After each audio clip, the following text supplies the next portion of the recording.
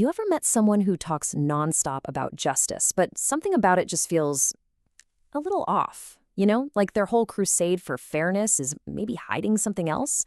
Well, today we're diving into a philosophical showdown from the sovereign jester and the venom of equality that just rips the mask right off that exact idea. And this is the question that just explodes out of this chapter. And honestly, it's a dangerous one. It makes us look under the hood of our own best intentions and ask what's really driving the engine. So let's get right into it. All right, so the story sets up this classic confrontation. On one side, you've got our protagonist, the Groen Goldnar. We'll just call him the jester. He's all about individual creativity. And on the other side, we have his sworn enemies, a kind of shadowy group with let's say a venomous agenda that he calls the Tarantulas. So what's the fundamental difference here? It really boils down to creator versus destroyer. The jester, he's what you might call a self-posited being. Basically, he builds his own purpose from the inside out. He decides who he is, what he's going to build. But the tarantulas? Oh, they need an enemy. Their entire identity is reactive. It literally only exists in opposition to someone else. And it's all fueled by this deep desire to just tear things down. And this is exactly why the jester isn't buying what the tarantulas are selling. When they start screaming about their will to equality, he doesn't hear some noble call for fairness. Nope. He hears a dark, twisted secret hiding behind all those pretty words, a veil of vengeance just masquerading as virtue. To really get this, we have to understand this one word, resentment. Now, this isn't just being angry. Think about it like this. You know that person who secretly resents their successful friend? Not because the friend did anything wrong, but just because their success makes the other person feel small. It's a poisonous kind of envy that frames the whole world as us versus them, blaming everything great and powerful for your own frustrations. And here is their playbook. It is a masterclass in corruption.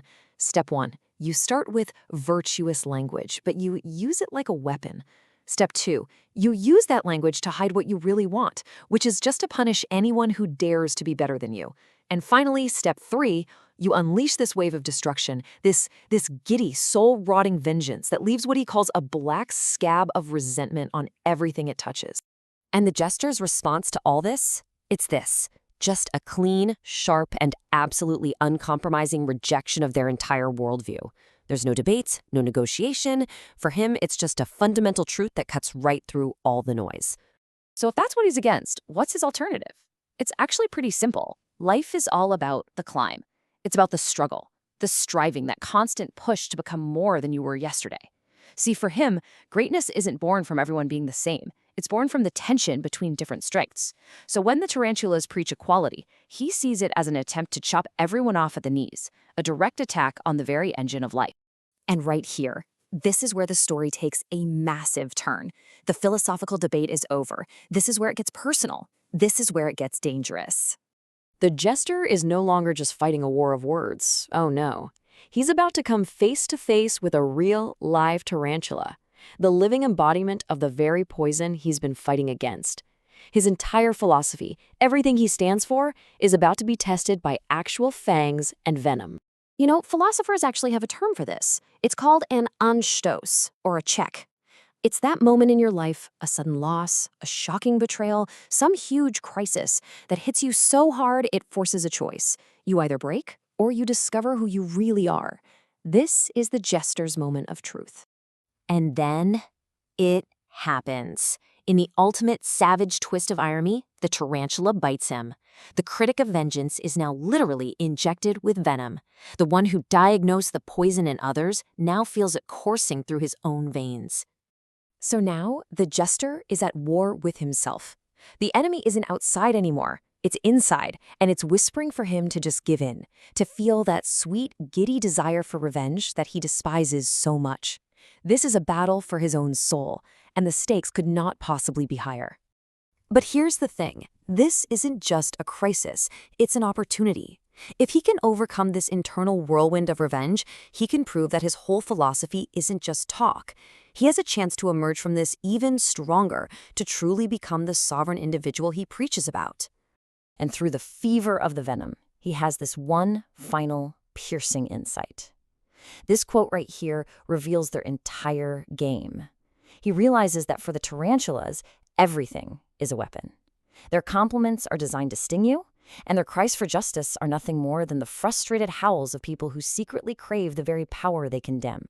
And this slide just captures his final choice so perfectly. He rejects the spider's path, that frantic, hateful dance of vengeance, that tangled web of resentment. And instead, he chooses the path of the eagle and the serpent, symbols of soaring vision and grounded wisdom. He chooses to create, not to react. So, what can we learn from the jester's whole ordeal? I think it's this. True strength isn't about how hard you can hit back.